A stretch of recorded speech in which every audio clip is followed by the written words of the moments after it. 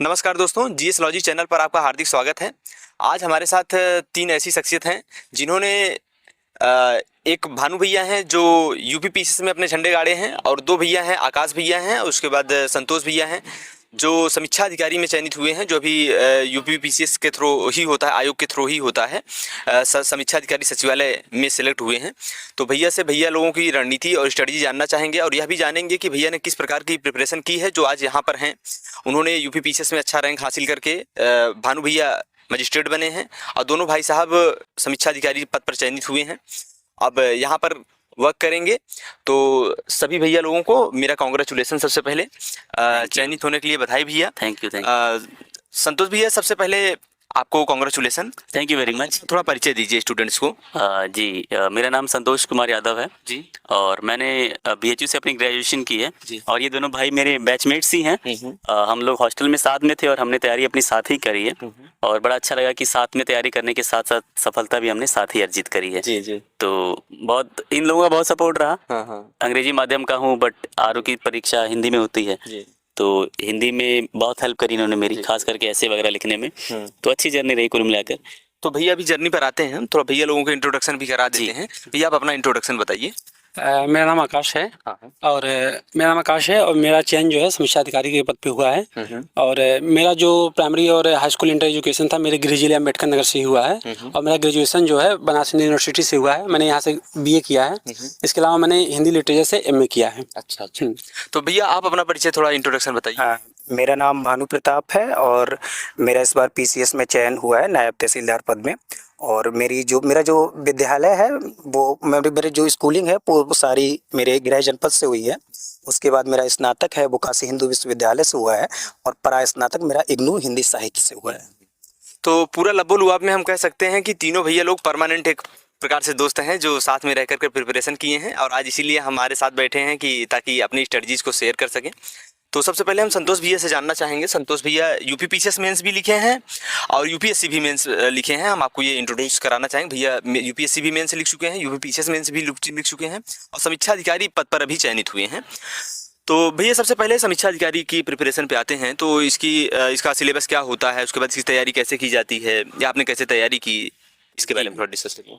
जी, जहाँ तक सारे एस्पिरेंट्स अगर मुझे देख रहे होंगे तो वो समझ पाएंगे कि सिलेबस सबको मोरलेस पता ही होगा। हाँ। सिलेबस में प्रीलिम्स होता है, मेंस होता है। प्रीलिम्स में 2 पेपर होते हैं, एक जीएस का होता है, फिर एक हिंदी का होता है। 140 मार्क्स का जीएस और 60 मार्क्स की हिंदी, कुल मिला के 200 मार्क्स। तो सोर्सेज सब वही हैं जो सब पढ़ते हैं, घटना चक्र वगैरह है। उसके बाद जो स्टैंडर्ड सोर्सेज हैं जैसे कि आपकी स्पेक्ट्रम होगी, लक्ष्मीकांत होगी, ये सब बाकी। और क्योंकि पीसीएस की परीक्षा है तो इसमें घटना चक्र का अपना अलग रेलेवेंस होता है, तो वो पढ़ना ही पड़ेगा ऑब्वियसली। हिंदी में पीएन पांडे, हरदेव बारी है, इन सब के नोट्स बनाए थे मैंने। और उसके साथ ही एक आध वेबसाइट्स हैं, फिलहाल याद तो नहीं आ रही, उन्होंने काफ़ी मेरी हेल्प करी हिंदी ग्रामर पढ़ने के लिए। और मेंस में तो क्योंकि मेरे हाथ थोड़े टाइट थे क्योंकि हिंदी था, तो लिखना था हिंदी में, तो भाइयों ने मेरी बड़ी मदद करी। तो मुझे लगता है कि ऐसे कैसे लिखा जाए हिंदी में, उसकी स्ट्रैटेजी ये भाई लोग ज़्यादा अच्छा बता पाएंगे। तो आप उन्हीं से पूछेंगे तो मुझे थोड़ा अच्छा लगेगा। जी। तो भैया आप समीक्षा अधिकारी पद पर चयनित हुए हैं। आप बताइए कि समीक्षा अधिकारी प्रीलिम्स हो या मेंस हो, उसकी स्ट्रेटजी क्या होनी चाहिए ताकि बच्चे यहाँ सेल थ्रो कर पाएं। देखिए, सबसे पहले मैं प्रीलिम्स की बात करता हूँ। प्रीलिम्स में क्या होता है कि संतोष ने बताया कि किताबें सबको पता होती हैं, सिलेबस भी सबको पता है। सबसे पहले आप प्रीवियस पेपर का एनालिसिस कीजिए, क्वेश्चन किस तरह के आ रहे हैं, कंसेप्चुअल क्वेश्चन है कि फैक्चुअल है, उसको देखिए। किस चैप्टर से ज़्यादा क्वेश्चन आ रहे हैं, किस सब्जेक्ट से ज़्यादा आ रहे हैं। तो आप अपने सब्जेक्ट को 2 भागों में बांट लीजिए, ठीक है, एक माइनर सब्जेक्ट, एक मेजर सब्जेक्ट। जिस सब्जेक्ट से ज़्यादा क्वेश्चन आ रहे हैं उस सब्जेक्ट पे आप थोड़ा ज़्यादा समय दीजिए, जिससे कम आ रहे हैं उस पर थोड़ा कम समय दीजिए, ठीक है। किताबों की बात करें तो लुसेंट और घटना चक्र सबसे पहले तो आपको ये तैयार करना ही है। लुसेंट लोग इग्नोर कर देते हैं, लेकिन आप ये समझिए कि विद्यार्थियों के लिए लुसेंट भगवत गीता है, आपको उसको छोड़ना ही नहीं है। और अब की बार के प्रीलिम्स जो हुआ है उसमें तो लुसेंट से बहुत सारे क्वेश्चन आए और सीधे सीधे क्वेश्चन आए थे, ठीक है। जैसे मैं लुसेंट नहीं पढ़ा क्योंकि मुझे लगा यार लुसेंट तो तैयार ही है, और मैंने उसको हल्के में लिया। लेकिन मुझे 2-3 क्वेश्चन मुझे लगता है मैं सिर्फ इसलिए गलत कर दिया क्योंकि मैं लुसेंट नहीं पढ़ा, ठीक है। लेकिन मेरा मानना है कि लुसेंट और घटना चक्र आपको तभी समझ में आएंगे, क्योंकि वो बहुत फैक्चुअल होते हैं ना, वो आपको तभी समझ में आएंगे जब आप पहले से आपके कॉन्सेप्ट क्लियर हो सब्जेक्ट को लेकर। इसके लिए या तो आप एनसीईआरटी पढ़ लीजिए, और अगर आपको बेसिक तैयार है तो अब मैं कहूँगा आप स्टैंडर्ड बुक पढ़ लीजिए। संतोष ने अभी बताया भी, स्टैंडर्ड बुक वही जो लोग यूपीएससी यूपीपीसीएस में फॉलो करते हैं। लक्ष्मीकांत है, स्पेक्ट्रम है, महेश अग्रवाल की बुक है, और मृणाल सर का नोट्स है, इन्हीं सब चीज़ों को पढ़ लीजिए। तो एक प्रीलिम्स क्लियर हो गया। मेंस की बात करें तो मेंस में देखिए 2-3 पेपर होता है, एक जीएस होता है, इसके अलावा एक हिंदी आलेखन होता है और एक एसए होता है, ठीक है। तो जीएस के लिए जो आप प्रीलिम्स में पढ़ रहे हैं वही आपके मेंस में भी काम आएगा, ठीक है। और उसके लिए आपको कुछ भी अलग नहीं पढ़ना है, बस केवल आप करंट अफेयर्स पे थोड़ा अपने आप को अपडेट रखिएगा। इसके लिए आई दृष्टि की एक बुक आती है, आप उसको लास्ट मतलब एग्जाम के 1 महीने पहले लगभग आती है, आप उसको बस अच्छे से 3-4 बार पढ़ लीजिएगा, जिससे वो आपका लगभग तैयार हो जाए। और हो सके तो करंट के लिए आप कोई भी एक वेबसाइट या कोई एक यूट्यूब चैनल प्रॉपर फॉलो करते रहिए, जिससे आपको डेली का करंट भी मिलता रहे। क्योंकि लास्ट में जब आप आई दृष्टि पढ़ते हो तो आपके लिए सब कुछ नया नया लगता है, लेकिन जब आप डेली उसको देखते रहते हो ना, तो आपको आपकी चीज़ों का वो रिवीजन समझिए होता है, तो उसको आप देखते रहिए। इसके अलावा हिंदी व्याकरण है, तो हिंदी व्याकरण के लिए बहुत सारी किताबें हैं, ठीक है। आप कोई भी एक किताब, अच्छी किताब, उस पर भरोसा करिए और प्रॉपर उसी को फॉलो कीजिए। इधर उधर भटकने की जरूरत नहीं है, चाहे पृथ्वीनाथ पांडे को फॉलो कीजिए, चाहे हरदेव बारी को फॉलो कीजिए। जैसे मेरा क्या था, मैंने डिकोड एग्जाम की बुक को फॉलो किया था, और बहुत अच्छी एग्जाम है और आरओ को ध्यान में रख के ही बनाई गई है। तो वहाँ से आपका सब कुछ क्लियर हो जाएगा, आपको उससे बाहर जाना ही नहीं है। और मैं बार बार जितने भी एस्पिरेंट हैं उनसे यही कहना चाहूँगा कि जीएस को तो आप सब तैयार करेंगे ही, लेकिन हिंदी पर आप विशेष फोकस कीजिए, क्योंकि सचिवालय जाने का रास्ता हिंदी से ही गुजरता है। अगर आपको कट ऑफ कोई क्लियर कराएगा तो हिंदी ही कराएगा, ठीक है। भैया आपने कहा कि सचिवालय जाने का रास्ता हिंदी से गुजरता है, तो हिंदी की कुछ बुक्स हैं जिसमें काफी गलतियां हैं, त्रुटियां हैं, आपने ध्यान दिया होगा, चाहे वो कुछ भी हो, हम उनका नाम नहीं लेना चाहेंगे, बट ये है कि त्रुटियां हैं, हमने देखा भी है और बारीकी से ऑब्जर्व किया है। तो उन त्रुटियों को आप कैसे रेक्टिफाई किए, उसके बाद उन त्रुटियों को ध्यान ना दे करके, या आप उनका नोट्स कैसे बनाए, फिर उसके बाद उसको कैसे अच्छा किए आप अपना? दरअसल क्या है ना कि वर्तमान समय में ऐसी कोई किताब है ही नहीं जिसमें त्रुटि ना हो, सब में कुछ ना कुछ आपको त्रुटि मिलेगी ही, ठीक है। लेकिन ये है कि आप जैसे 1-2 किताबें केवल पढ़ लीजिए। जैसे मैंने डिकोड एग्जाम पढ़ा था और घटना चक्र की किताब पढ़ा था। यद्यपि मैं पहले से भी बहुत सारी किताबें पढ़ा था, लेकिन इस एग्जाम के लिए केवल मैंने डिकोड एग्जाम और घटना चक्र को ही फॉलो किया। जब आप इन 2 किताबों को बार बार पढ़ेंगे ना, मल्टीपल बार, तो आप उसमें जो कमियां हैं, जो त्रुटियां हैं, उसको आप खुद ही पकड़ लेंगे, क्या कमियां हैं, आप उसको खुद ही सुधार करते जाएंगे, ठीक है। तो वो बहुत बड़ी प्रॉब्लम नहीं है, आप पढ़ते जाएंगे, उसमें सुधार होता जाएगा, उसकी दिक्कत नहीं है, ठीक है। हिंदी आलेखन वाले पेपर पे आता हूँ। हिंदी आलेखन एक ऐसा पेपर है ना जिसमें सारा खेल प्रैक्टिस का है। आप जितना प्रैक्टिस करेंगे आप उतना ज़्यादा बेहतर कर पाएंगे, क्योंकि उसमें पत्र लेखन है, शायरी बनाना है, व्याख्या है। ये 3 टॉपिक ऐसे हैं कि जितना बेहतर आपका प्रैक्टिस होगा, जितना मैक्सिमम होगा, क्योंकि इसमें कामा देखा जाता है, फुल स्टॉप देखा जाता है, कहाँ पे भवदीय लिखना है, कहाँ पे भवनिष्ठ लिखना है, कहाँ से चीज़ें को मान्यवर लिख के शुरू करना है, कहाँ पे ख़त्म करना है। ये सब सारी चीज़ें जो हैं प्रैक्टिस की हैं। आप जितना प्रैक्टिस करेंगे इसमें आप उतना बेहतर जाएंगे। जैसे हम 3 दोस्त थे, तो हम 3 दोस्तों का ग्रुप था। हम लोगों ने कम से कम, हम लोग का होता क्या था, हम लोग अपना डिसाइड कर लेते थे कि हम लोग को 1 सप्ताह केवल आलेखन ही करना है, हिंदी आलेखन। तो डेली हम लोग 2 पत्र लिखते थे, ठीक है। 1 सप्ताह तक डेली हिंदी आलेखन लिख रहे हैं। फिर हम लोग 4-5 दिन मुहावरे के लिए फिक्स कर लेते कि 4-5 दिन लगातार मुहावरे पढ़ रहे हैं, फिर उसको लिख रहे हैं। उसके बाद इसी तरह हम लोग शायरी के लिए फिक्स कर लेते थे, व्याख्या के लिए 1 हफ्ता देते थे। तो हम लोग का एक सर्कल चलता था, एक टॉपिक क्लियर होता था, फिर दूसरा टॉपिक शुरू करते थे, दूसरा टॉपिक क्लियर होता था, तीसरा शुरू करते थे, और जब सारे टॉपिक शुरू हो जाते थे फिर से हम लोग 0 से शुरू करते थे। इस तरह हम लोग कम से कम 4-5 बार सारी चीज़ों को कंप्लीट कर लिए थे, ठीक है। तो हिंदी आलेखन सिर्फ प्रैक्टिस का खेल है। आप जितना प्रैक्टिस करेंगे सिर्फ उतना ही आपकी सफलता का जो प्रतिशत है बढ़ता जाएगा, ठीक है। एसए पे आते हैं। एसए मुझे लगता है भानु जी ज़्यादा बेहतर बताएंगे, ये इसके थोड़ा सा विशेषज्ञ भी हैं। तो हम चाहेंगे भानु सर से जाने। भानु सर यूपी से अपर पीसीएस में मजिस्ट्रेट के पोस्ट पर चयनित हुए हैं। तो सर आप पहले प्रीलिम्स, उसके बाद मेंस, उसके बाद ऐसे सब स्टडी बताइए जी। सबसे पहले तो ये है कि चूंकि मैं काशी हिंदू विश्वविद्यालय में मेरा स्नातक हुआ, तो एक तरह से आधारभूत जो समझ है वो मेरी पहले से ही बनी हुई थी। तो इसका ये प्रभाव पड़ा कि मुझे लूसेंट और घटना चक्र को पढ़ने में मुझे बोझिल नहीं लगा बहुत ज़्यादा, तो वो बहुत अच्छे से चीज़ें समझ में आ रही थी। तो प्रीलिम्स के लिए अगर बात करें तो सबसे पहली चीज़ ये है कि आपको सिलेबस एकदम रटा होना चाहिए। कई दफ़ा क्या होता है कि लोग पॉलिटी और बहुत कई सारी चीज़ें पढ़ने लग जाते हैं, बाद में वो देखते हैं कि सिलेबस में सीधा सीधा जनसंख्या नगरीकरण लिखा हुआ है और वहाँ से हमेशा 4 प्रश्न आ रहे हैं। तो सबसे पहले सिलेबस को रट जाइए, आपको एक पॉइंट रटा होना चाहिए, पहली बात। दूसरी बात यह है कि सिलेबस रटा हो, उसके बाद पीवाईक्यू देखिए कि आखिर प्रीलिम्स का ट्रेंड किस ओर जा रहा है। उदाहरण के तौर पे लोग ज्योग्राफी बड़ी बड़ी किताबें ले लेंगे, रटने लग जाएंगे, बाद में पता चलेगा कि ज़्यादातर क्वेश्चन मैपिंग से आ रहे हैं, ठीक है। तो आप हर एग्जाम की एक प्रवृत्ति होती है, तो उस प्रवृत्ति को पहले पकड़िए कि आखिर कहाँ जा रहा है, किस तरह किस दिशा में जा रहा है एग्जाम, उस अनुसार तैयारी करिए, उस अनुसार अपने सोर्स को आप तय करिए। सोर्स की अगर बात की जाए तो सबसे पहले ये है कि अगर आपको समझ बनानी है तो उसके लिए आप एनसीईआरटी पढ़िए। और चूंकि मेरी समझ पहले से ही काशी हिंदू विश्वविद्यालय मेरा पॉलिटिकल साइंस, इकोनॉमी, हिस्ट्री था, और उससे पहले भी मैं काफ़ी क्विज कंपटीशन करता रहता था, तो चीज़ें पता थी। तो यदि समझ बेहतर बनानी है तो आप एनसीईआरटी पढ़िए। उसके बाद लूसेंट और घटना चक्र को इस उद्देश्य के साथ पढ़िए कि उसका एक एक पन्ना आपको रट जाए, ठीक है। और कोई भी दूसरी किताब आप तभी उठाएं जब आप इस बात को तय कर लें कि इसका एक एक पन्ना हमको रट चुका है।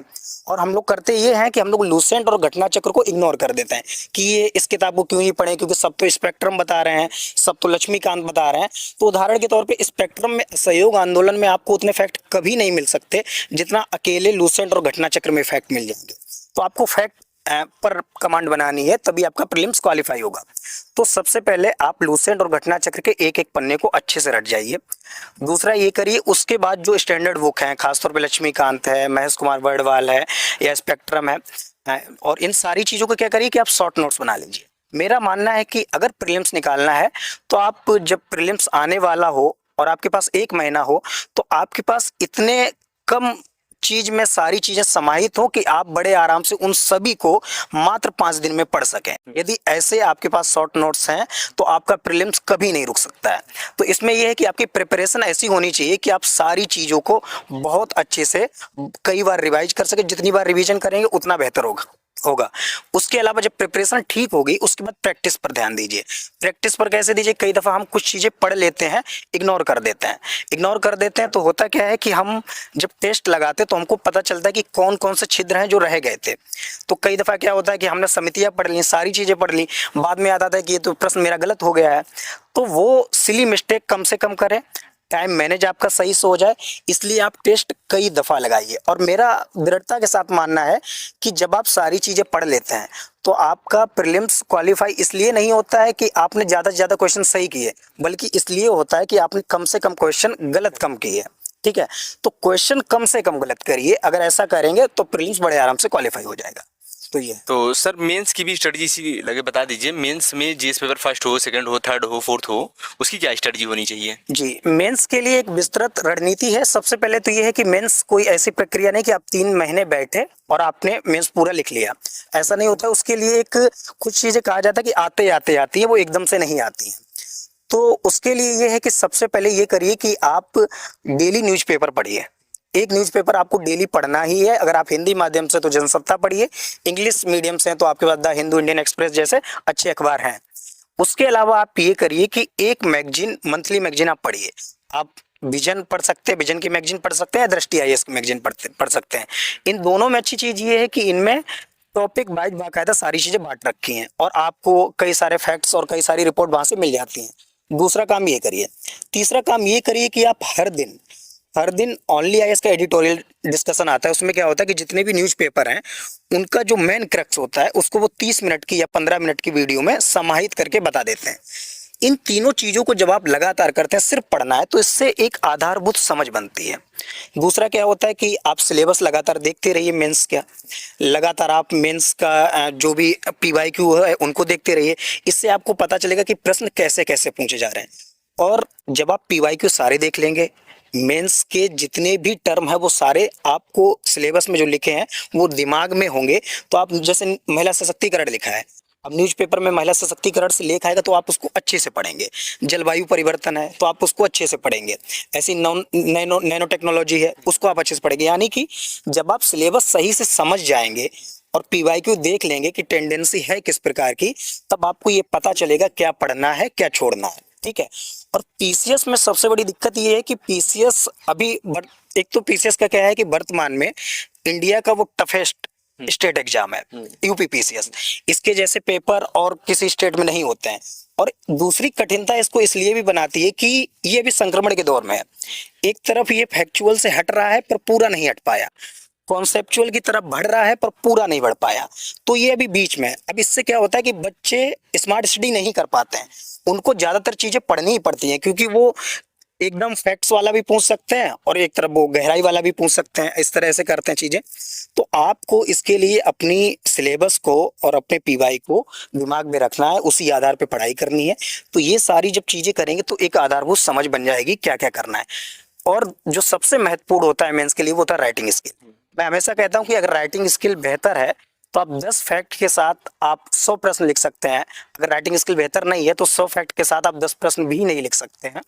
तो आप अपनी राइटिंग स्किल को बेहतर करिए, उसके लिए क्या करिए, आपको शब्द शक्ति, प्रवाह, ये सारी चीजें आपकी बेहतर होनी चाहिए। जब आप लगातार न्यूज़पेपर पढ़ेंगे, एक एक्स्ट्रा बुक जिसका आपके सिलेबस से कोई भी लेना देना ना हो, डेली मतलब आप पढ़िए उसको।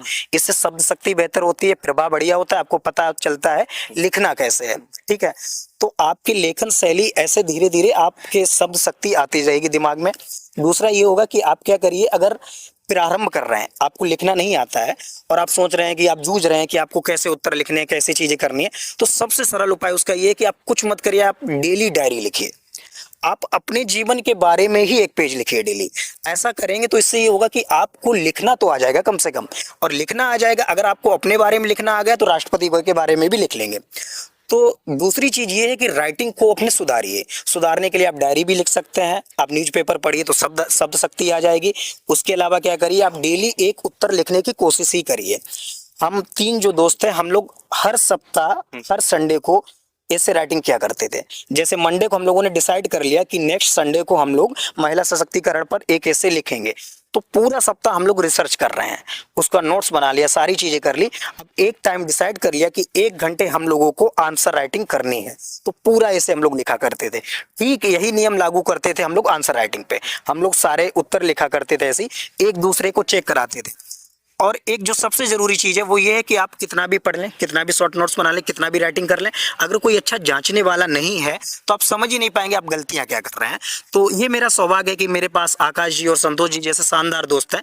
इन लोगों ने मेरा क्या किया कि 2024 का पीसीएस नहीं निकलता, मैं अधिकारी ना होता, अगर मेरे साथ आकाश जी और संतोष जी ना होते। मैं हमेशा कहता हूँ इन दोनों ने मेरे लिए चलती फिरती कोचिंग का काम किया। इन्होंने बताया कि कहाँ फ्लो चार्ट बनाना है, कहाँ डायग्राम बनाना है, कहाँ मैपिंग करनी है, तो इन्होंने समझाया सारी चीजें बेहतर की। तो आप यही करिए, आंसर राइटिंग ज्यादा से ज्यादा करिए, दोस्तों के साथ करिए, दोस्तों से जचवाइए कि क्या क्या गलतियां हैं, और इस तरह से करेंगे तो मेंस बहुत बेहतर हो जाएगा आपका। ये है सर, थोड़ा ऐसे की स्टडी इसी वो में आप थोड़ा ऐसे की स्टडी बता दीजिए, तो उसके बाद सर लोगों के पास आते हैं। अच्छा, ऐसे का मैं जी, बता देता जी, हूँ, जी। इन्होंने छोड़ दिया जबकि मैंने इनको ऐसे बताने के लिए ही दिया था।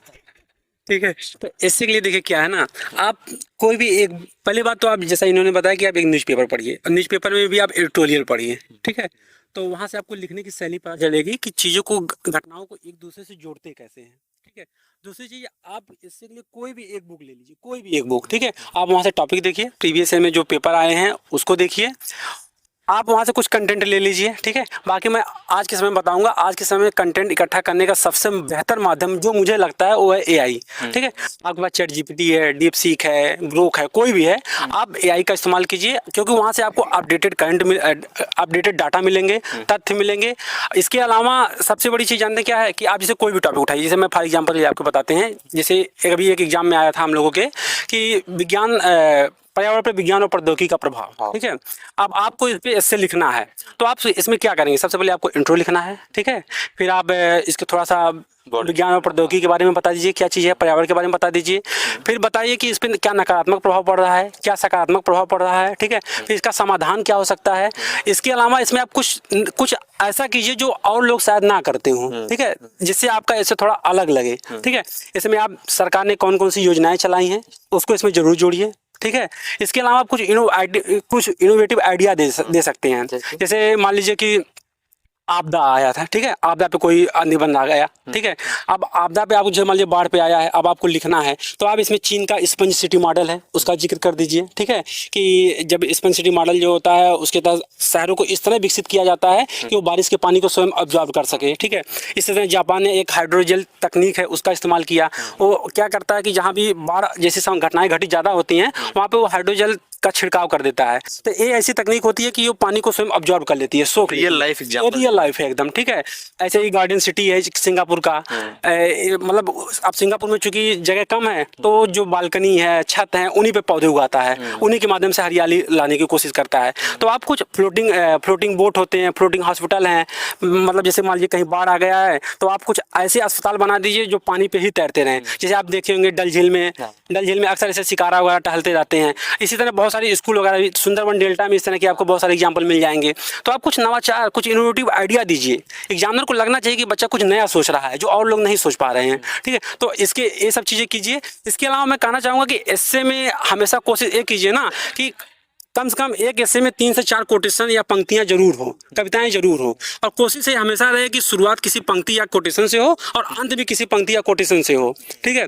इसके अलावा जब आप भूमिका लिखें तो आप हमेशा कोशिश करें कि भूमिका और निष्कर्ष दोनों एक दूसरे से जुड़े हों, ठीक है। जैसे अभी आरओ का एग्जाम जब मैंने दिया था तो उसमें आया था राजनीति पे अपराधीकरण, ठीक है। तो मैंने इसमें महात्मा गांधी के कोटेशन से शुरू किया, ठीक है, कि महात्मा गांधी कहते थे कि मेरा उद्देश्य राजनीति करने का मेरा उद्देश्य धनबल और बाहुबल कमाना नहीं है, बल्कि हजारों पद दलितों की सेवा करना है, मानवता की सेवा करना है, ठीक है। ये आप इस कोटेशन से आप भूमिका की शुरुआत कीजिए और कोशिश कीजिए जब आप निष्कर्ष लिख रहे हो तो वहां पे भी महात्मा गांधी का जिक्र जरूर कर दीजिए, ठीक है, जिससे लगे कि आपका भूमिका और निष्कर्ष दोनों एक दूसरे से जुड़े हैं। इससे क्या होता है ना कि आपके एस्से में एक कसाव आता है, कनेक्टेड, ठीक है, एक हाँ। और इसके अलावा मैं कहना चाहूँगा कि एस्से में आप बहुत ज़्यादा फैक्ट डालने की कोशिश मत कीजिए। फैक्ट आप उतना ही डालिए जिससे आपकी बातें प्रमाणित हो सके, सही साबित हो सके।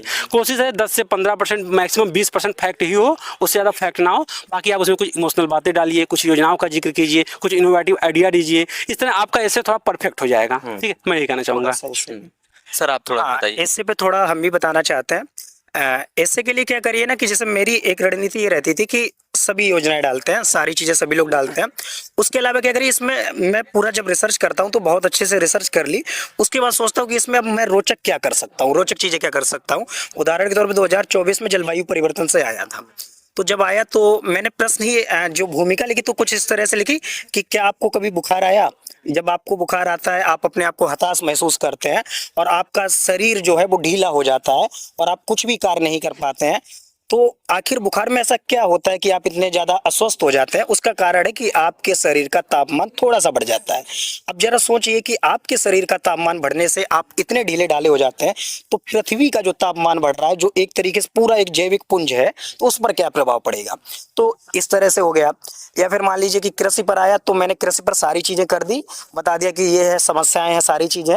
फिर मुझे सरकारी प्रयास बताने थे, तो सरकारी प्रयास को मैंने रोचक तरीके से बताया। मैंने कहा कि यदि आज का होरी होता तो सबसे पहले अपनी मृदा स्वास्थ्य कार्ड बनवाता, वो इसके माध्यम से अपना बीमा लेता। सारी योजनाओं को हमने होरी के जीवन में घुला दिया और फिर अंत में लिख दिया, इस प्रकार यदि आज होरी होता तो आज होरी जिंदा होता और अनुच्छेद 21 के तहत गर्मापूर्ण जीवन जी रहा होता। तो सारी योजनाओं को रोचक तरीके से पिरो दिया। इसके अलावा आप कोटेशन सारी चीज़ें डालते रहिए। उसके अलावा एक काम ये भी करिए, मैं सारी रिसर्च कर लेता हूँ, फिर मुझे पता है महिला सशक्तिकरण है या AI है, तो मैं चैट GPT पर इधर उधर जाता हूँ तो कुछ किताबें देख लेता हूँ कि इस पर कुछ किताबें लिखी गई हैं, उनके कोई कोटेशन है क्या, तो उन कोटेशन को मैं घुला देता हूँ वहाँ पे। इससे उनको लगता है कि इन्होंने ये किताब पढ़ी है। जैसे युval नोआ हरारी की नेक्सस हमने नहीं पढ़ी थी, पर उसके कई कोट हमको इधर उधर से मिल गए थे, तो वो हमने डाल दिया था अपने एस्से में 2024 के। तो उससे उनको लगता है कि इनको गहराई है, इन्होंने इन किताबों को पढ़ा है। ऐसे ही एस जयशंकर की बुक्स हैं, उनको मैं डालता हूँ कई सारी। तो मैं क्या करता हूँ, इससे मैं किताबों को खूब यूज करता हूँ। आप कई जगह मूवी को भी यूज कर सकते हैं, ठीक है। महिला सशक्तिकरण पर आप पैडमैन जैसी, टॉयलेट जैसी मूवी यूज कर सकते हैं। तो आप अपने निबंध को बोझिल मत करें, आप अपने निबंध को जितना रोचक बनाएंगे, क्योंकि एक समय बाद किसी भी टॉपिक को जब वो पढ़ते हैं तो लगातार योजनाएं, लगातार समस्याएं वो आती हैं, पर उनको कितना रोचक तरीके से आप पेश कर पाते हैं। तो रोचक तरीके से आप पेश तभी कर पाएंगे जब जो आकाश जी ने सारी रणनीति बताई है उनको पहले से आप मुट्ठी पे कर लेंगे। उसके अगला चरण जो है वो ये कि आप रोचक तरीके से प्रस्तुत करें उस चीज को। ये दोनों चीजें अगर मिलाकर करेंगे तो आपका ऐसे हमेशा बेस्ट जाएगा। तो सर थोड़ा आप बताइए, हम आपसे जानना चाहेंगे, आप यूपीएससी मेंस भी दिए हैं, तो आप बताइए कि आपकी स्ट्रेटजी क्या रहती थी यूपीएससी मेंस को लेके? हाँ देखिए एक्चुअली मेरी प्रिपरेशन मोर और लेस यूपीएससी को ही लेकर रहती थी। तो यूपी पीसीएस और आरओ तो मैंने एक बैकअप के लिए दिया था। तो यूपी पीसीएस में फॉर्चुनेटली इंटरव्यू तो गया, बट फाइनल सिलेक्शन नहीं हो पाया। बट वाला इंटरव्यू आप दिया? जी। भानु जी के साथ ही मैंने दिया था, तो हम लोग साथ में ही एक्चुअली हमने प्रिपरेशन की थी पीसीएस की, हम लोग आंसर राइटिंग भी साथ में ही करते थे। और स्ट्रेटेजी आपने जैसे बताया कि भानु तो बता चुके हैं क्या क्या पढ़ना होता है, तो मेरा जो करंट अफेयर्स का होता है तो मैं न्यूज़पेपर डेली पढ़ता हूँ, इंडियन एक्सप्रेस, और उसके बाद विजन की मंथली मैगजीन में डेली पढ़ता हूँ। हर मतलब एक दिन में एक मैगजीन खत्म कर देता हूँ, तो उससे क्या होता है कि मेरा करंट अफेयर्स और उसके साथ जो भी रिवॉल्विंग इश्यूज हैं वो कवर होते रहते हैं। और आंसर राइटिंग के लिए मुझे लगता है कि राइटिंग बहुत इंपॉर्टेंट है। मैं कहता हूँ कि आप 30% पढ़िए बट 70% लिखिए। हम लोगों ने साथ में आंसर राइटिंग खास करके यूपी पीसीएस में पेपर 5 और 6 को लेकर रोज मैं 3 क्वेश्चन भानु को भेजता था, भानु 3 क्वेश्चन लिख के मुझे भेजते थे, और हमारी कोशिश रहती थी कि ज़्यादा से ज़्यादा कमियां निकाल सकें, तारीफ नहीं करनी होती थी। जितनी कमियां आप मेरे में खोज पाएँ और मैं आपके में खोज पाऊँ, तो मुझे लगता है जितनी कमियां रहेंगी उतना इस इम्प्रूवमेंट का चांसेस होगा। तो पीयर स्टडी पे मैं एम्फेसाइज करना चाहूँगा कि अपने अच्छे फ्रेंड्स खोजिए और उनके साथ आप कोचिंग को कम रेलेवेंस देके पीयर ग्रुप स्टडी और पीयर स्टडी को ज़्यादा इंपॉर्टेंस दीजिए। अपने अच्छे दोस्तों के साथ पढ़िए, उनसे सीखिए, उनको सिखाइए। और कहीं ना कहीं मुझे लगता है कि एक कोचिंग जो पैसे लेकर आपको चीज़ें प्रोवाइड करवाती है, उससे ज़्यादा मुझे लगता है कि आपका एक दोस्त इनपुट दे पाएगा, बशर्ते ये कि आप डिस्ट्रैक्शन कम रखिए अपने जीवन में और अनुशासित रहिए। जैसे कि मैं 5 बजे उठ जाता हूँ और उसके बाद जितना पढ़ाई हो सके उतना करता हूँ, तो थोड़ा सा अनुशासित रहिए और दोस्तों से सीखिए, उनको सिखाइए, सिलेबस को थॉरली कवर करिए। और मैं ये भी कहना चाहूँगा कि अपनी स्टडी को सिर्फ सिलेबस तक कंप्लीट नहीं रखना, लिमिट नहीं रखना चाहिए। ज़्यादा से ज़्यादा किताबें पढ़िए, लगभग मैंने 70-80 पढ़ रखी हैं। तो हर एक एस्पिरेंट को मैं कहना चाहूँगा कि आप जितनी डाइवर्सिफाइड किताबें पढ़ेंगे उतनी डाइवर्सिफाइड आपकी थिंकिंग होगी, उतने डाइवर्सिफाइड आपके आइडियाज़ होंगे और आपके एसेज और आंसर में वही उकेरे भी जाएंगे जी। तो ज़्यादा से ज़्यादा पढ़िए, सिलेबस तो है ही, बट आप कोशिश करिए कि हर हफ्ते एक ना एक नॉवल निपटाइए या महीने में एक नॉवल तो ख़त्म करिए ही। अच्छी हज़ारों नॉवल्स है, नाम तो मैं क्या ही लूँ, आप सर्च कर लीजिएगा, पढ़ लीजिएगा, बट पढ़ना बहुत ज़रूरी है। और फ्रेंड सर्कल आपका बहुत अच्छा होना चाहिए। और प्रीलिम्स जहाँ तक यूपीएससी का है, तो लास्ट वाले प्रीलिम्स में मेरे 107 थे मार्क्स जीएस में। I think it's a pretty fair score, cut off around 92 गई थी। तो उसके लिए मैं कहूँगा कि मल्टीपल रिविजन्स बहुत इंपॉर्टेंट है। लक्ष्मीकांत को बार बार पढ़िए, एनसीईआरटीज़ को बार बार पढ़िए, इवन एनसीईआरटीज़ के शॉर्ट नोट्स भी आप बना लीजिए, आपको बहुत हेल्प करेंगे। हिंदी मीडियम के जो स्टूडेंट्स हैं, मेरा तो इंग्लिश मीडियम था, तो हिंदी मीडियम वालों के लिए मैं खास तौर पे कहना चाहूँगा कि सीसेट को आप सीरियसली लीजिए, क्योंकि मेरे बहुत सारे ऐसे दोस्त थे जो पीसीएस के भी सीसेट में फेल हुए थे। तो यूपीएससी में तो और ये टफ होता है, तो उसको सीरियसली लीजिए। सीसेट पे डेली 2 घंटा पढ़िए और जीएस में वही विजन, न्यूज़पेपर्स, करंट अफेयर्स के लिए और बाकी जो स्टैंडर्ड बुक्स हैं, स्पेक्ट्रम, लक्ष्मीकांत, एनसीईआरटी, सबको रिपीट करिए, बार बार पढ़िए, आपके भी अच्छे मार्क्स आएंगे, नो डाउट। और पीसीएस में वही घटना चक्र वगैरह जो भानु ने बताया ही। और उसके बाद इंटरव्यू तो मैं गया था, तो स्ट्रेटेजी तो मैं क्या ही बताऊँ यही है कि इंटरव्यू के लिए मुझे लगता है कि बहुत चीज़ें अनप्रेडिक्टेबल होती हैं। कई बार हो सकता है कि आपके अराउंड चीज़ें रिवॉल्व करें, बट कई बार होता है कि आपके अराउंड चीज़ें नहीं रिवॉल्व करती हैं। But the best way is कि आप जितना ज़्यादा प्रिपेयर करके जा सकते हैं, अपनी पर्सनैलिटी के अराउंड, अपनी एजुकेशन के अराउंड प्रिपेयर करके जाइए। और कभी घबराना नहीं, इंटरव्यू के लिए बहुत बोर्ड बहुत रिलैक्स करने की कोशिश आपको भी करता है और अच्छा है। बाकी पीयर ग्रुप को मैं बार बार एम्फेसाइज करूंगा कि अपने दोस्तों के साथ ज़्यादा से ज़्यादा पढ़िए, अच्छे दोस्तों के साथ, और उनसे ज़्यादा से ज़्यादा सीखने की कोशिश करिए। अपने सीनियर्स के टच में रहिए जो सक्सेसफुल हैं, जो मेहनती हैं, आपको बहुत हेल्प करेंगे जी। Thank you. अब हम भानु सर से सबसे पहले ये जानना चाहेंगे कि सबसे पहले सर ये बताइए कि कॉलेज और एस्पिरेंट्स को गाइड कीजिए कि किस प्रकार से उनको इन इंस्टीट्यूशन से हेल्प लेनी चाहिए। हाँ, सबसे पहले तो विद्यालय की बात करी जाए तो मुझे लगता है कि यदि मैं मेरे विद्यालय में क्या है, कुछ कंपटीशन होती थी, हर महीने होती थी और हर साल होती थी जिला स्तरीय, तो वो सारी चीज़ों को मैं करता था। उसके अलावा मेरे यहाँ जो प्रेयर असेंबली होती थी, वो वहाँ पर डेली क्विज पूछे जाते थे। तो कहाँ से आप पढ़े सर, हिंदी मीडियम या इंग्लिश मीडियम या कौन सा स्कूल रहा है आपका, जिला कौन सा है? फर्रुखाबाद जिले में मेरा कस्बा है, छोटा सा मोहम्मदाबाद, वहाँ एक विद्यालय है रामकृष्ण मेमोरियल इंटर कॉलेज। उसकी खासियत ये है कि वो उसी से जुड़ा हुआ एक इंग्लिश मीडियम विद्यालय भी है, तो वो हिंदी माध्यम वाले है पर वहाँ सुविधाएं सारी अंग्रेजी माध्यम वाली मिलती हैं। तो प्रेयर असेंबली में डेली क्विज होता था। उसके अलावा मंथली हम लोगों के विद्यालय में प्रतियोगिता हुआ करती थी, डिबेट होती थी। इसके अलावा जिला स्तरीय प्रतियोगिताएं भी होती थी, तो हम लोग उनको अच्छे से एकदम उसमें पार्टिसिपेट करते थे। तो इसका प्रभाव ये पड़ा कि जो लूसेंट लोग अभी पढ़ते हैं वो उस समय हमको विद्यालय के समय में रट चुके थे।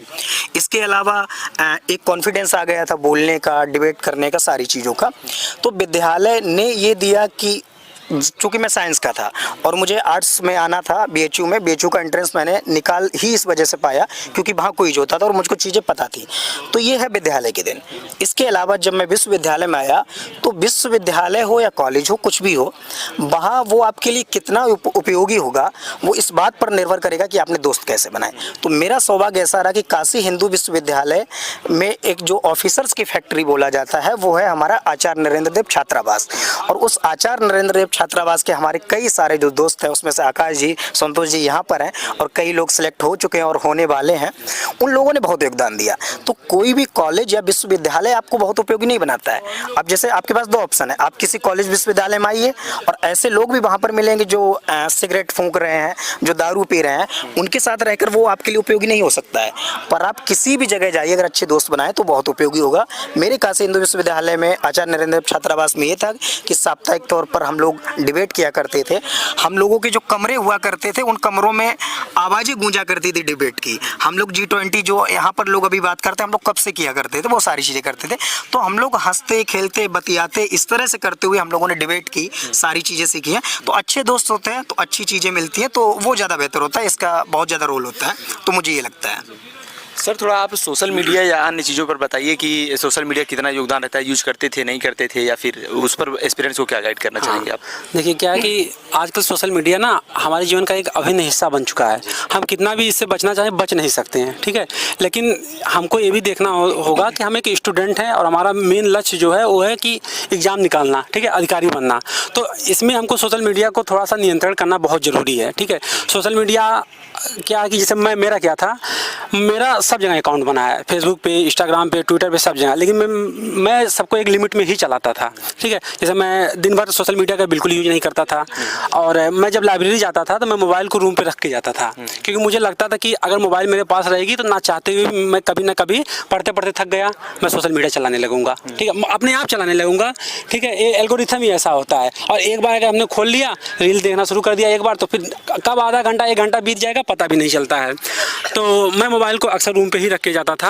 और इसके अलावा मैं जब रात में आता था तो मैं पूरी तरह से सोशल मीडिया बंद नहीं किया था, क्योंकि मुझे लगता था कि मुझे देश दुनिया की जानकारी मिलती है, मैं लोगों से कनेक्ट हुआ हूँ, पूरी तरह से डिस्कनेक्ट हो जाऊँगा अगर मैं सोशल मीडिया बंद कर दूँगा। लेकिन मेरा था कि मैं रात में आता था, खाना खाने के बाद मैं आधी घंटा 40 मिनट 45 मिनट सोशल मीडिया जरूर स्क्रॉल करता था।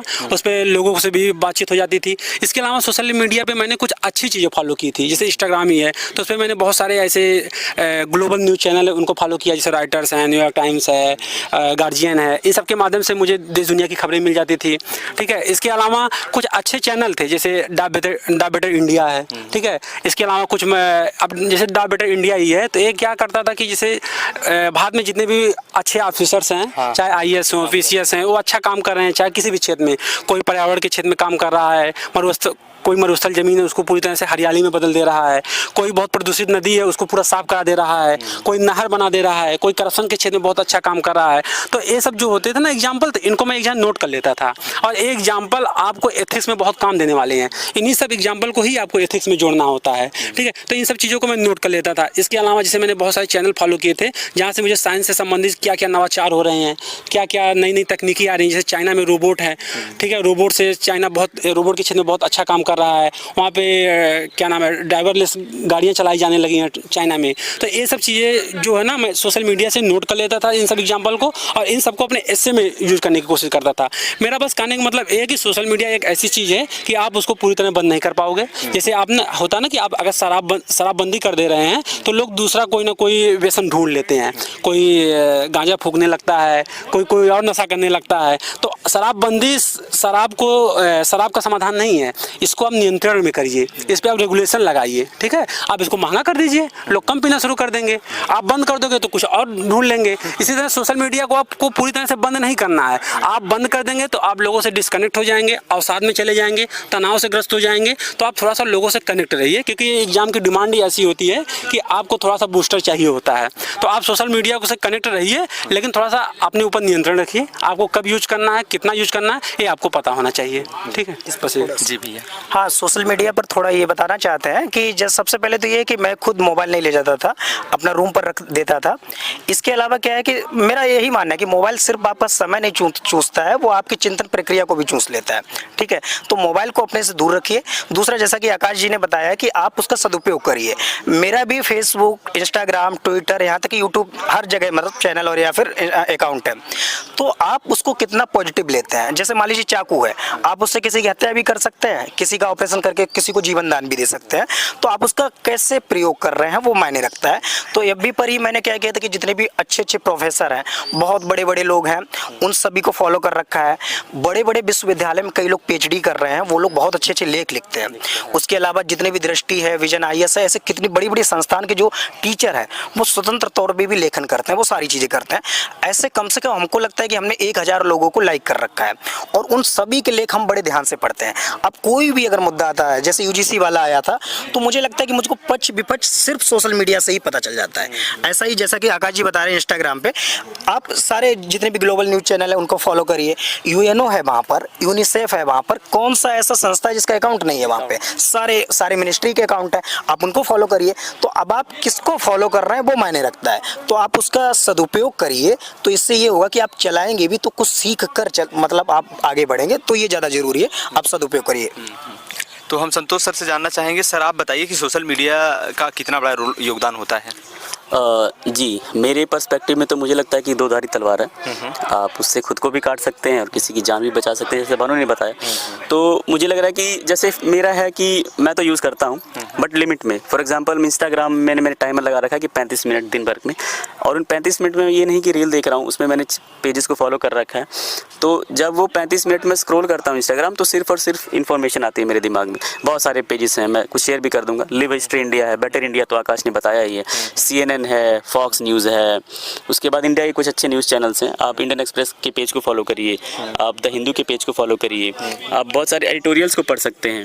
उसके साथ साथ आप जब सोशल मीडिया यूज़ करते हैं, अच्छे प्लेटफॉर्म्स को जब आप फॉलो करते हैं, तो आप देखते हैं कि आपको कुछ ना कुछ एक लूप बनता है, एक चेन बनती है। आपने एक टर्म्स वहाँ पे जाना, उसको आपने जाके विकीपीडिया पे सर्च किया, उसका पूरा एक आर्टिकल आपने पढ़ लिया, उससे आपको और क्यूरियोसिटी हुई, आपने एक और आर्टिकल पढ़ लिया।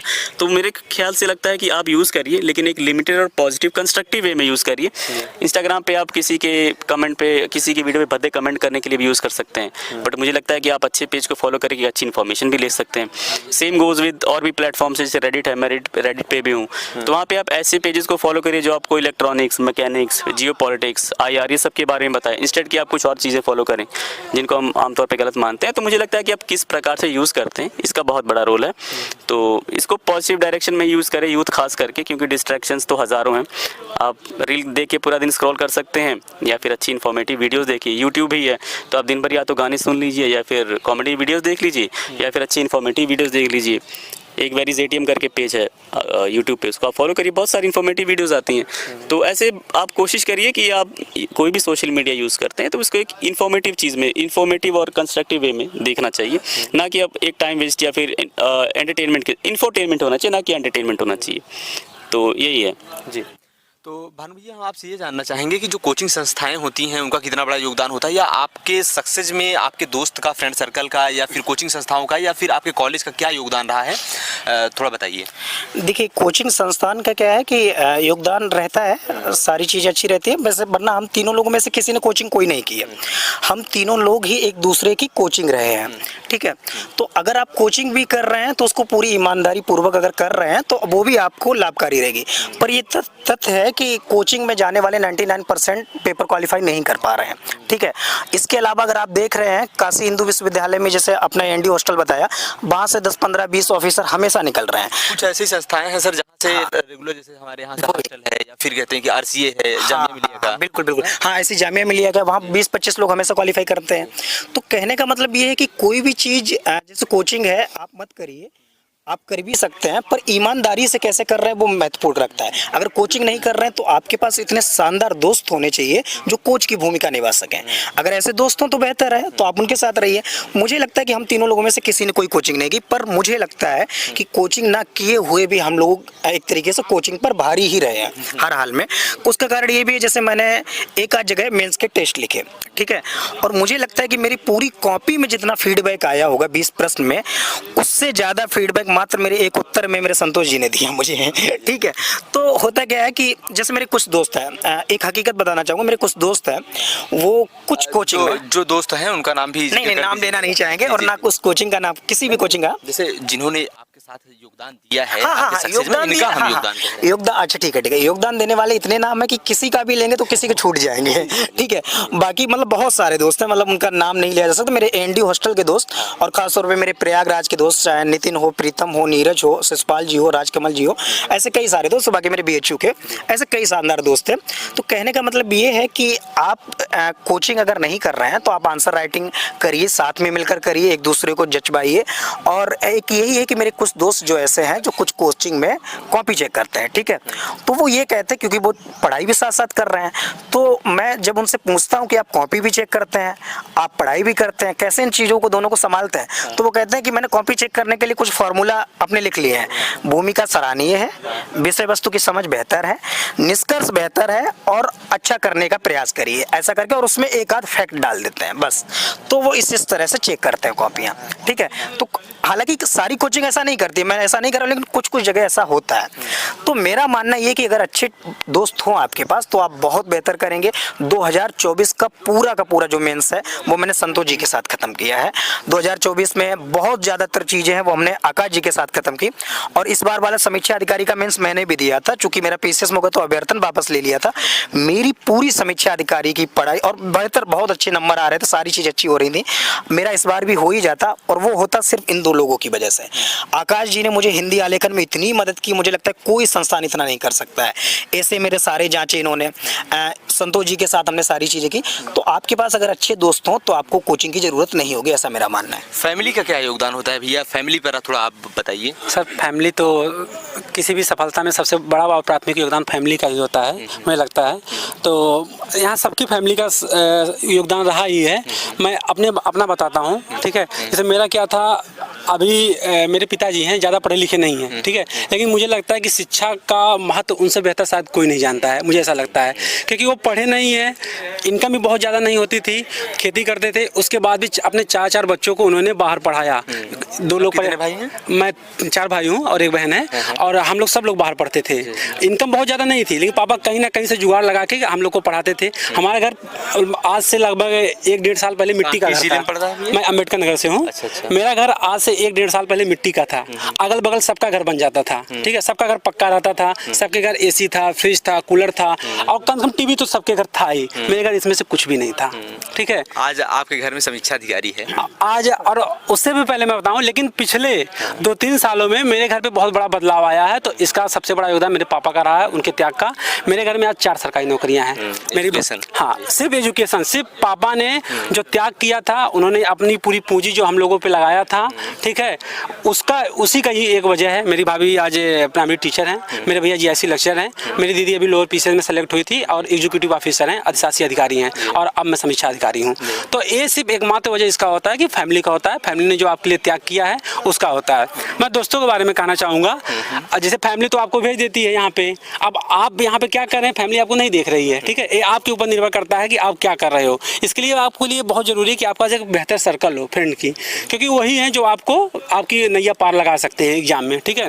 तो जैसे ये दोनों लोग हैं, ठीक है, अभी इन दोनों लोगों ने बताया कि ये ऐसे दोस्त हैं, ये सिर्फ तारीफ नहीं करते हैं, कमियां भी बताते हैं। कहते हैं ना कि नीम के पत्ते कड़वे ही सही, खून तो साफ करते हैं। कहावत भेग निंदक नहीं राखी, हाँ, निंदक नहीं है, कबीरदास का दोहा है। तो वही मैं कह रहा हूँ कि नीम के पत्ते कड़वे से खून तो साफ करते हैं, ये वही नीम के पत्ते हैं जो हमारे खून को बराबर साफ करते थे। कहने का मतलब, जब मैं कभी भी कोई ऐसे लिखता था, कोई आंसर लिखता था, इनके पास भेजता था। ये लोग एकदम किसी भी मतलब बेमुरवत तरीके से उसकी कमियां आलोचनाएं करते थे, ठीक है, और सिर्फ कमी ही नहीं बताते थे, उसका समाधान भी बताते थे। तो मुझे लगता है कि फैमिली का और दोस्त का बहुत बड़ा योगदान होता है आपकी सफलता में। सर आप कुछ बताइए। हाँ, फैमिली को लेकर बताना चाहेंगे। जैसे 2006 में मेरे पिताजी नहीं रहे, उसके बाद क्या हुआ कि मेरे मामा जी की जो उम्र थी वो 16 वर्ष की थी।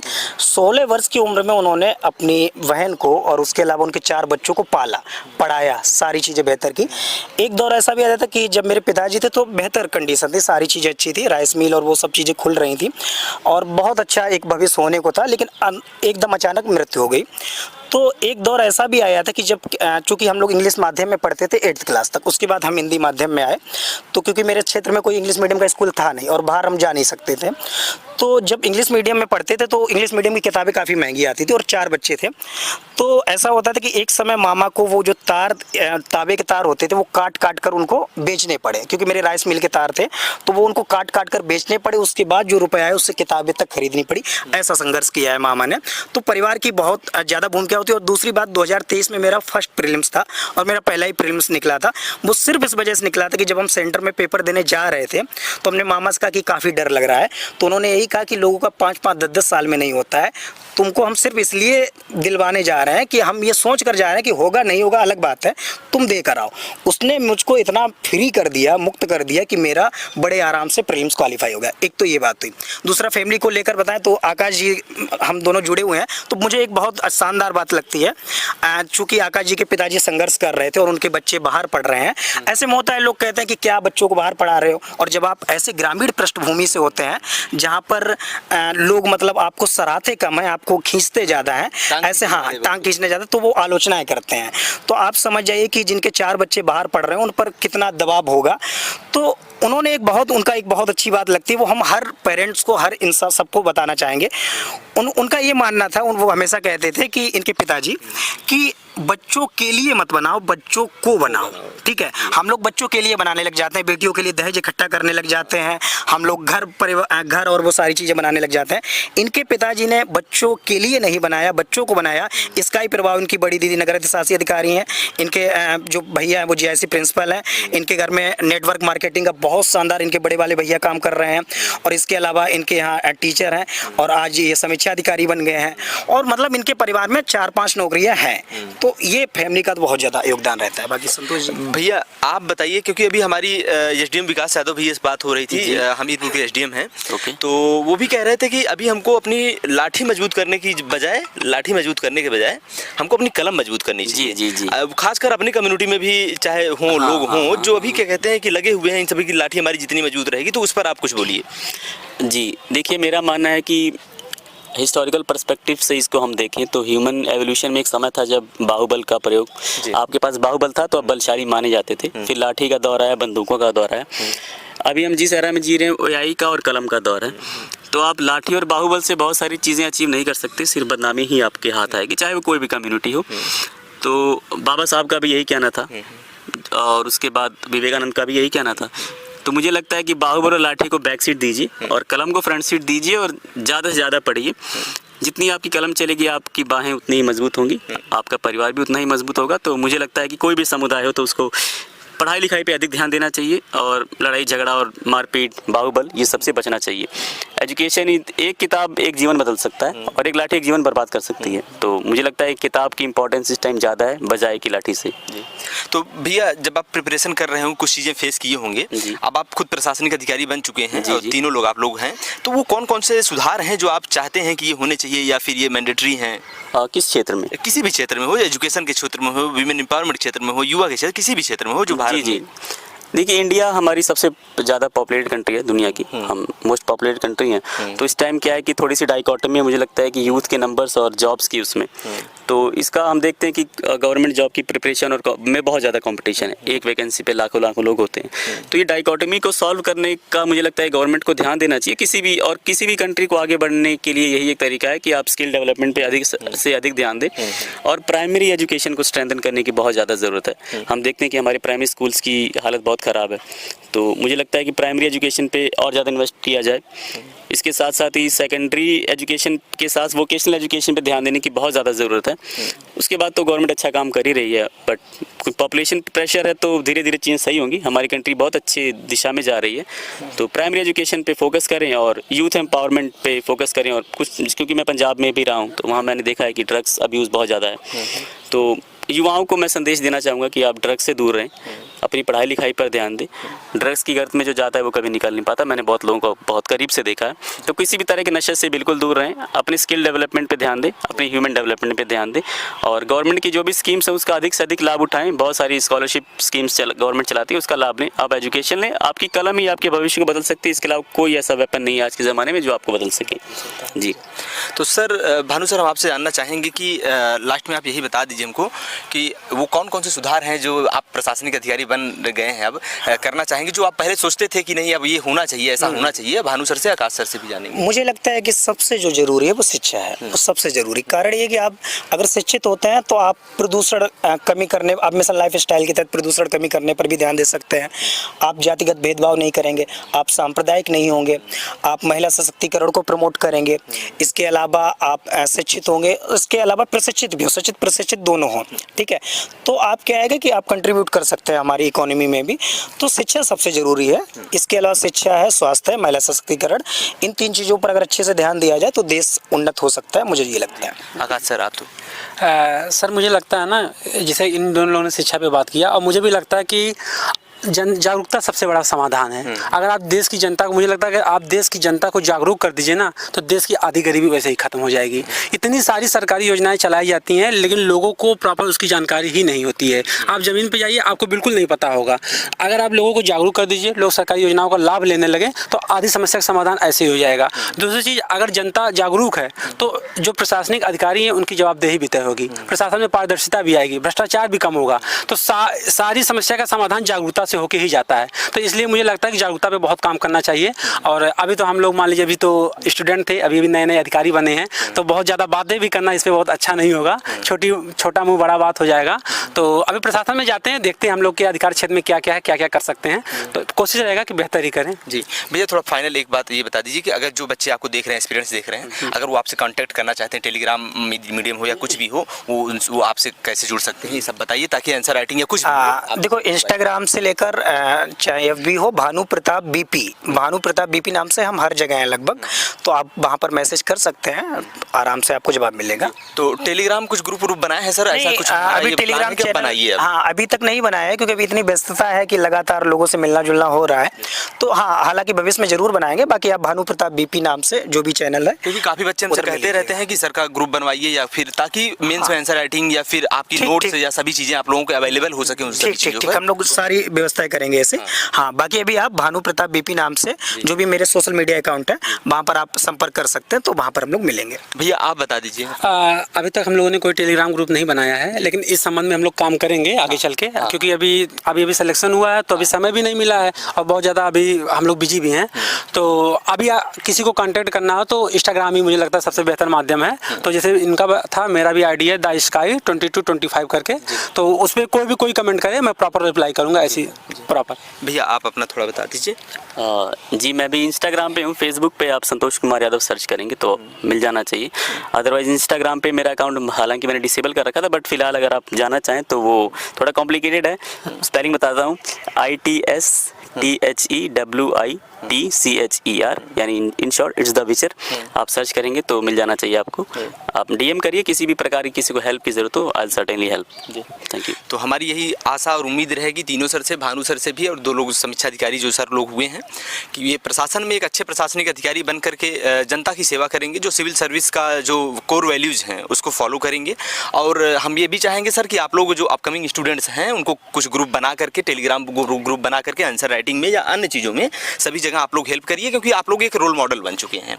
तो हमारा यही फाइनल वो रहेगा सर, कुछ कहना? जी, बस वो आईडी मेंशन करी है, आकाश ने भी, मैंने भी, भानु ने भी। तो किसी को भी हेल्प की ज़रूरत हो तो सर्टेनली दे कैन मैसेज, हम रिप्लाई करेंगे। और इन फ्यूचर अगर हम देखते हैं कि एक टेलीग्राम ग्रुप बनाए तो आपके साथ साझा जरूर कर देंगे। जी, थैंक यू। तो सर लोग अगर कोई ग्रुप बनाते हैं तो हमको साझा करेंगे, हम आप लोगों के साथ साझा करना चाहेंगे और आगे भविष्य में आपको बताते रहेंगे। सर लोगों को कांग्रेचुलेसन कहते हुए इस वीडियो को अंत करना चाहेंगे। बहुत बहुत धन्यवाद। Thank you very much. Thank you.